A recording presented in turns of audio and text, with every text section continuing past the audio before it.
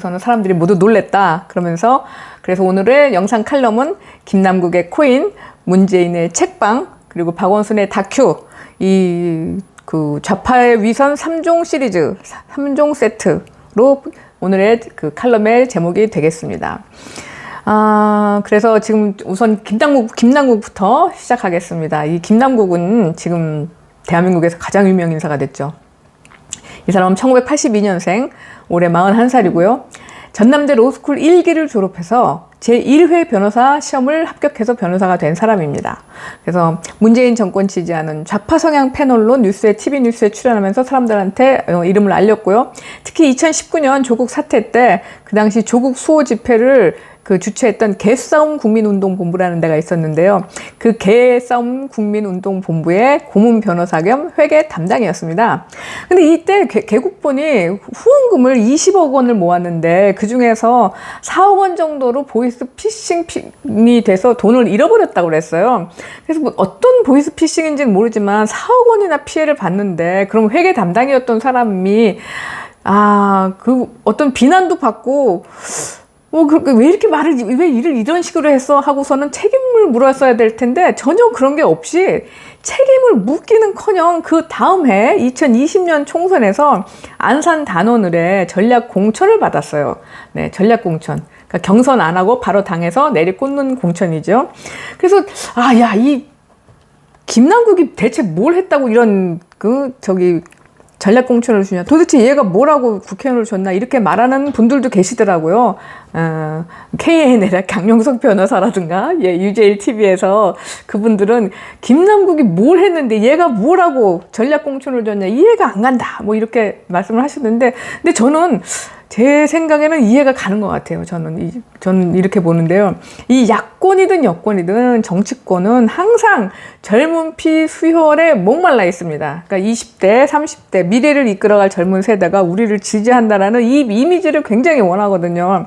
김남국은 젊은 30대 정치 지망생이었죠. 거기다가 변호사였어요. 그러니까 사시 출신이 아니고 로스쿨 출신의 변호사라는 게 어떻게 생각하면은 또 새로운 시대의 변화를 상징하기도 하는 겁니다. 그래서 이 사람은 4억 원을 보이스피싱으로 날렸지만 이 젊은 30대 변호사, 그래서 그렇게 이것이 참 젊은 피수혈, 젊은 이미지를 주는 거에, 정당의 젊은 세대 지지라는 이미지를 주는데 굉장히 중요하기 때문에 김남국은 그때만 해도 굉장히 소중하고 예쁜 존재였을 거다. 그래서 덜컥 얼마든지 안산 단원을에 전략 공천을 줬을 거다. 저는 그렇게 생각합니다. 그러니까 김남국이 뭐 이모랑 이모 교수를 혼동하고 오스트레일리아를 혼동하고 뭐 이런 어이없는 실수를 해서 웃음거리가 된 거는 그러니까 비교적 최근의 얘기고요. 김남국이 공천 받던 2020년 당시만 해도 그때 이제 민주당의 수뇌부 586들이 볼 때에는 굉장히 반가운 인재였을 거라고 생각해요. 그러니까 그렇게 스마트해 보이지는 않지만, 스마트 필요 없어. 스마트가 중요한 게 아니지. 우리한테는 충성심이 중요한 거야. 얘는 우리를 위해서 충성을 다해서 개싸움을 그리고 거기다가 변호사 타이틀까지 있는 젊은 인재다. 이걸로 공천을 주기에 충분했을 거라고 생각합니다. 그러니까 이를테면은 그 같은 시기에 공천받아서 국회의원 된 장경태나 고민정하고 비교해 보세요. 네, 이명우님 어서 오세요. 반갑습니다. 장경태나 고민정은 변호사 타이틀도 없어요. 이 사람들은. 그런데도 국회의원 돼서 공천받아서 국회의원 하고 최고위원도 하잖아요. 요즘 보니까 장경태는 정말 문해력 자체가 떨어지는 수준인 것 같습니다. 그러니까 김남국 정도 되면 그 민주당의 청년 인재들 중에 30대 젊은 정치 지망생 청년 인재들 중에서는 그나마 윗길이었던 겁니다. 그래서 이 장경태나 고민정, 김남국처럼, 그러니까 별로 머리가 스마트하지 않으니까, 그러니까 똑똑한 소리는 못하죠. 그렇지만 아무 소리나 바보 같은 소리를 해서 조롱을 받고 비웃음을 사더라도 몸을 던져서 뛰어서 싸울 젊은 인재들이 필요했고, 그 중에서 김남국 정도면은 굉장히 자격 있는 인재였을 거라고 저는 생각을 합니다. 그래서 이제 변호사 타이틀을 가진 충성심 가망한 젊은 인재라고 생각해서 김남국을 국회의원 시켜준 민주당의 이 중늙은이들, 이 수뇌부 586들은 요번에 다들 깜짝 놀랐을 겁니다. 진짜. 그리고 특히 송영길이 제일 열받았을 것 같아요. 송영길이 생각하기에는 와, 나는 정말 고작 9,400만 원 때문에 파리에서 끌려오다시피 했는데, 그리고 이제 수사받으러 가면 나는 국회의원도 아니니까 불체포 특권도 아니니까 꼼짝없이 감옥 가게 생겼는데, 야, 남기기는 60억이 있었어 무려. 정말 젊은 거 하나 보고 우리가 공천 줬는데 그 젊음이 바로 함정이었구나. 역시 우리 같은 늙은이들은 상상도 못했던 방식으로 얘네들은 뒷돈을 챙기는구나. 정말 늙은 게 죄다, 서럽다 라고 하지 않았을까요? 김남국이 어제 낸 입장문에서 자기가 주식을 판 돈으로 코인을 샀다고 했는데 이건 말도 안 되는 반명이라고 지금 일제히 얻어맞고 있습니다. 왜냐하면 그 LG 디스플레이 주식을 팔아서 그 판 만큼의 9억 원으로 코인을 샀다고 그 입장문에 해명을 했는데, 그 주식을 판 만큼의 현금 9억 원이 예금 통장 안에 그대로 있는 게 이 김남국이 한 재산 그 보고한 내역에 그대로 있다는 거 아닙니까? 그러니까 뭐 산수만 할 줄 알면은 이게 얼마나 말이 안 되는 해명이라는 거를 금방 알 수 있죠. 그러니까 지금 너는 무슨 돈으로 2022년 1월에서 2월 사이에 제가 잠깐 저기를 보여드리겠습니다.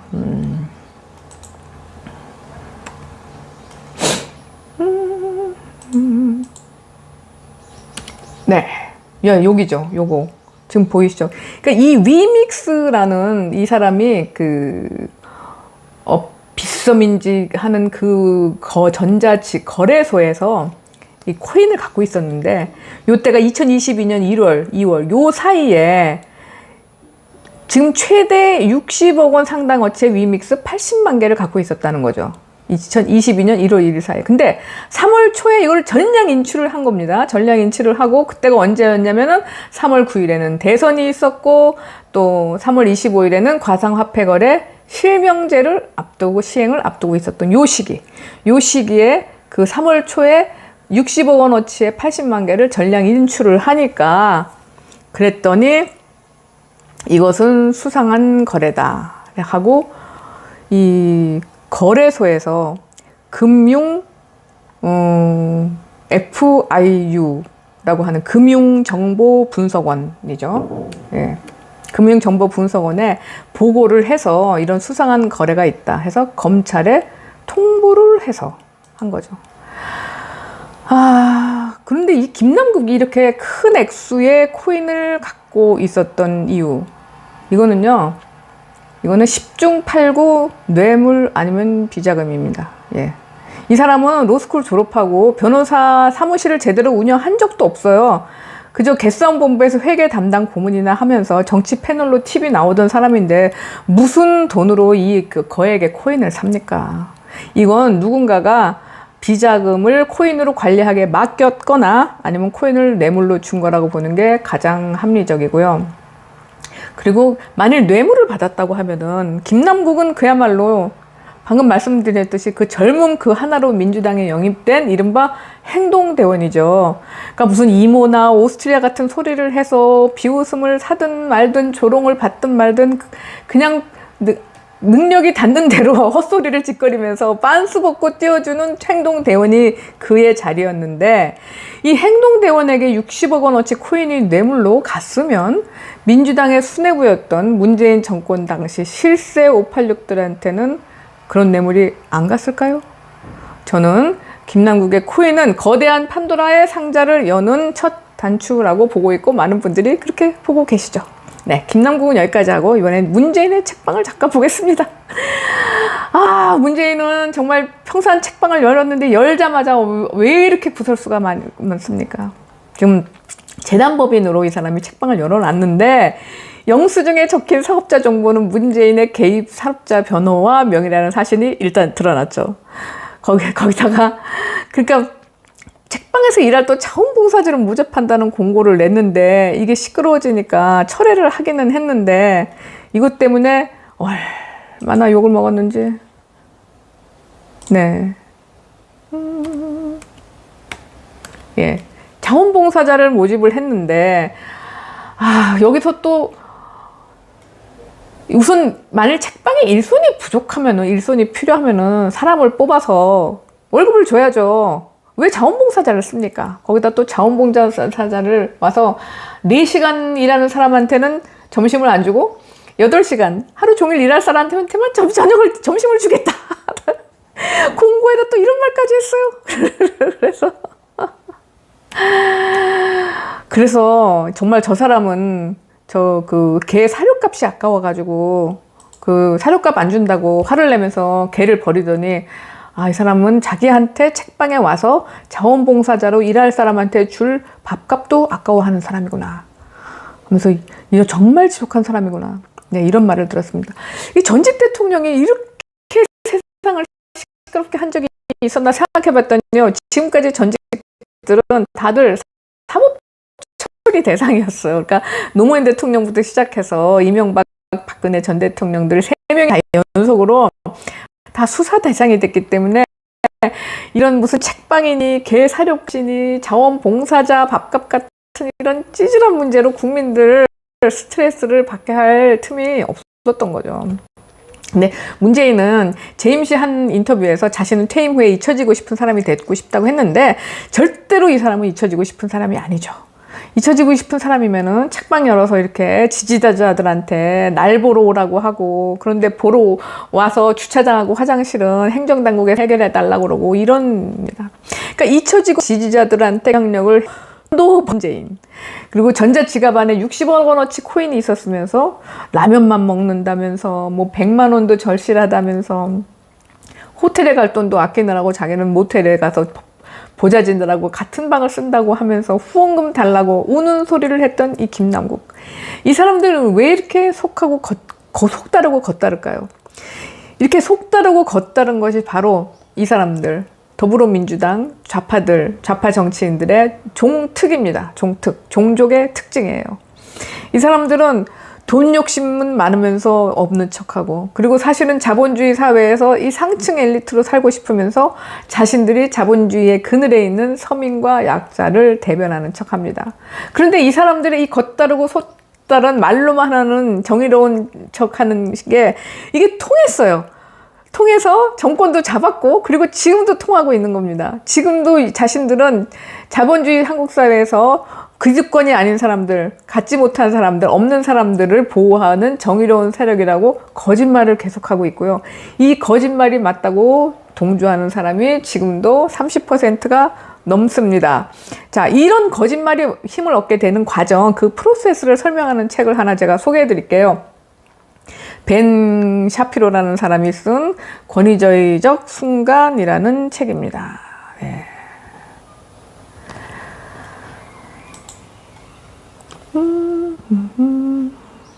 네, 요렇게 생긴 책입니다. 책 표지는요, 권위주의적 순간이라는 책인데요. 이 책이, 그러니까 미국 사회에서 좌파 정치인들이 득세한 배경, 그 과정을 설명하는 책입니다.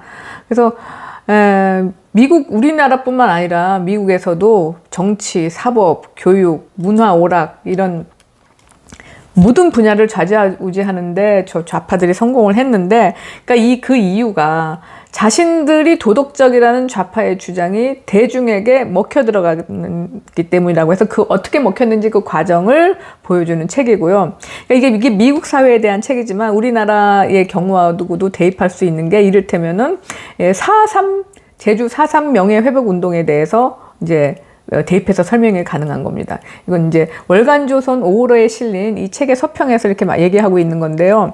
그러니까 처음에 4.3 명예회복 운동이라는 것이 당초에는 억울한 희생자들을 신원해달라는 탄원에서 시작됐는데, 그게 어느 언제부턴가 이제는 4.3이 남로당이 일으킨 공산폭동이라는 역사적 사실을 얘기하면은 자칫 비난을 받고 심지어 형사처벌을 당할 수도 있기까지 한 그런 환경까지 조성되는, 이것은 이런 강력한 동기를 가진 소수, 지금 그 좌파들 얘기하는 거죠. 자신들이 정의롭다는 거짓말을 퍼뜨려야 되는 강력한 동기를 가진 소수가 주로 사회적 이슈에 관심이 없는 일반 대중들을 설득해서 자신들이 원하는 방향으로 이끌어온 결과라고 볼 수 있습니다. 자, 사피로가 이 책에서 말하는 것처럼 자기네만 도덕적이라는 좌파의 주장이 일부 대중에게 얼마나 잘 먹혀 들어갔었고 지금도 힘을 발휘하고 있는 대표적인 사례를 하나 보시겠습니다. 바로 박원순의 다큐 영화죠. 네. 박원순의 이 영화가 지금 7월 개봉을 앞두고 있다는 거 아니겠습니까? 7월 개봉을 앞두고 이 영화에서 지금 그 포스터에 지금 보신다시피 세상을 변호했던 사람, 하지만 그는 떠났고 이제 남아있는 사람들이 그를 변호하려 한다. 라는 문구가 써 있죠. 그를 변호하려 한다는 건 무슨 의미입니까? 박원순이 성추행을 저지르지 않았다는 겁니다. 박원순을 성추행으로 고발한 자가 오히려 거짓말을 하고 있다는 주장이죠. 자, 이건 굉장히 심각한 지금 피해자에 대한 2차 가해입니다. 지금 이 박원순 전 시장은 2020년 7월에 비서를 성추행한 혐의로 피소되었고요. 피소된 사실이 알려지자 그 다음에 스스로 목숨을 끊어서 세상을 떠났죠. 그러니까 이 피소된 당사자가 숨져버렸으므로 해당 사건은 공소권 없음으로 종결이 됐고요. 그러니까 이 피해자의 고발을 사실인지를 수사를 통해서 밝히고 가해자가 처벌을 받게 할 기회 자체가 아예 없어진 겁니다. 그런데 지금 박원순의 유족들과 지지자들은 무슨 일을 하고 있냐면요. 박 전 시장의 그 아내 강난희 씨는 그 인권위가 지금 피해자 주장을 사실로 받아들여 인정한 결정을 내렸거든요. 그 결정을 취소해달라고 행정소송을 냈습니다. 행정소송은 지난 11월에 패소 판결을 받았습니다. 그러니까 인권위 결정이 맞다. 박원순 전 시장은 피해자에게 성적 모욕을 주는 언동을 한 게 맞다고 법원이 인정을 한 겁니다. 그런데도 또 이 다큐 영화를 만들어서 인권위 조사 결과도 부정하고 법원 판결도 부정하고 박 전 시장이 오히려 피해자이고 희생양이라는 영화를 만들어서 상영하겠다는 겁니다. 지금 우리들은 선하고 정의롭고 우리들의 사소한 실수를 들춰내거나 실수를 들춰낸 정도로 인정하는 것도 양반이고요. 없는 사실을 만들었다는 겁니다. 없는 사실을 만들고 조작해서 고발하고 처벌하는 상대편은 악마라는 주장을 담은 이런 영화. 피해자에 대한 2차 가해를 서슴지 않고 저지르는 이런 영화를 만들어서 지지자를 결집하겠다는 것이 박원순의 다큐입니다. 네, 여러분 오늘은 방송 여기까지 하겠습니다. 구독과 좋아요 많이 눌러주세요. 다음 시간에 뵙겠습니다. 감사합니다.